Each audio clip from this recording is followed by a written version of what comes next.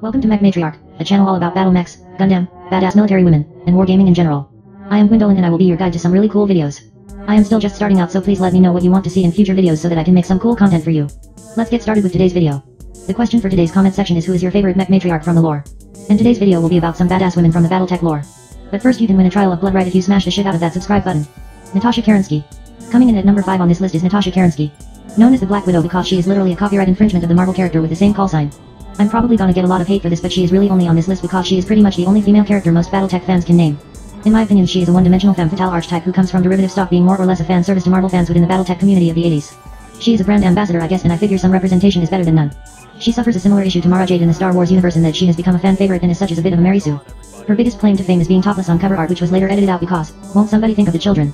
All that being said, if you do buy into the hype, she is an expert marksman, expert strategist, expert lover, expert pilot, expert fry cook, and she also knows how to pronounce war, air, shy.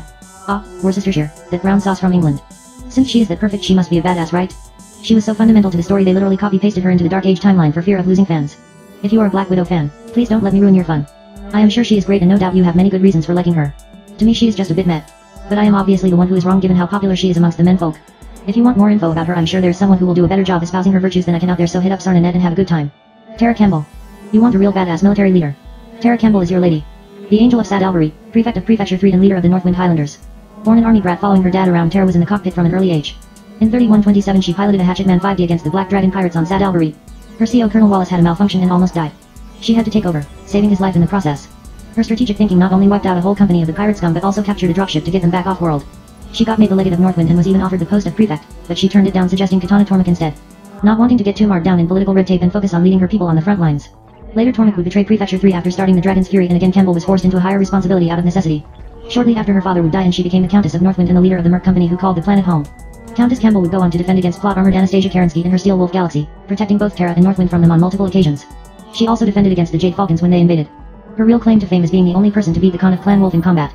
A feat no one has ever done before. She would have won the fight, but the cheating clanner scumbag had others interfere in the fight by threatening her comrades.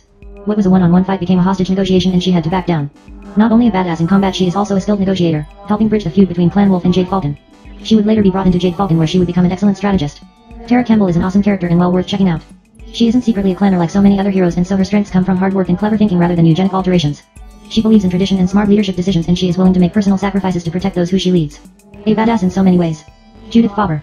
Judith Faber was a ROM agent who is mostly responsible for the Inner Sphere, eventually learning of the location of the clan home worlds. Working as a member of Blake's Wrath, she led her team in the Battle of Tukyid. One of the few Comstar forces who was defeated. Faber would later reveal that the defeat was part of a deliberate plan to get herself and a small number of spies captured as bondsmen.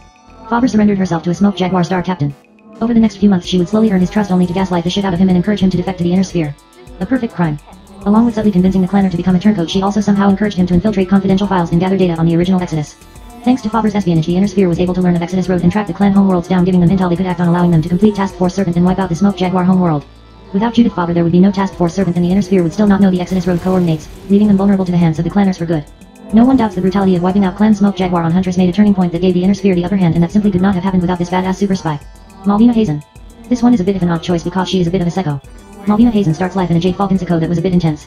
During the Dark Age these kids had no food, so decided to try and eat Malvina and her bro Alexander. They fought for their lives and killed a bunch of their psycho. So yet pretty great start. After acing a trial of position and coming out as a star captain, the super violent Malvina quickly was influenced by the Mongol doctrine of Hellhorse. She didn't really do her homework on it though and came out taking away the key lesson that being a psycho with violence will make people not bother you. She made good use of this on Botan. There was a labor dispute that was holding up progress and needed to be negotiated. Malvina went in with her Shrike Black Rose and slaughtered 5,000 civilians. Negotiation finished. Easy peasy.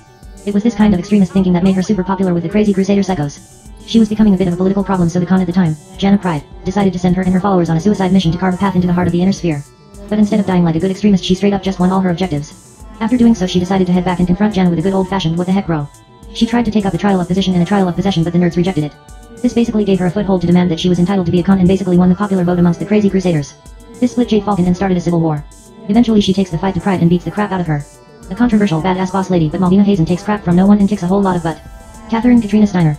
Again, not a popular choice, but Catherine Steiner is one of my favorite badasses. When people say Battletech is like Game of Thrones in space, it's characters like Catherine Steiner who give off solid Cersei Lannister vibes that make that happen. Catherine Steiner entered the political sphere with one intention: get the Lyrans out of Fedcom and make them their own nation once more. She created a face of a peacemaker in public, but then behind the scenes made the moves to create civil unrest. I could go on for hours about this amazing boss girl, and I am sure in future videos I will. Here is a short list of things she did to get where she wanted to be. She secretly hired an assassin to nuke her mom and make it look like her enemies did it. She sent the arrogant men off to fight in a war, not realizing that they basically left her unsupervised to get up to mischief. And when he came back, she sold her brother out and told his secrets to make the public turn against him. When her brother goes off to war, he deliberately leaves their sister Yvonne in charge, and Catherine basically gaslights her into thinking everyone hates her, and Yvonne hands the nation over to Catherine to run.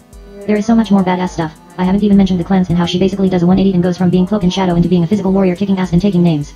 I don't have time in this short video, but if you are looking for a super devious power player in the Battletech lore, check out Catherine Steiner, as she won't let you down. So there you have it. 5 badass mech matriarchs.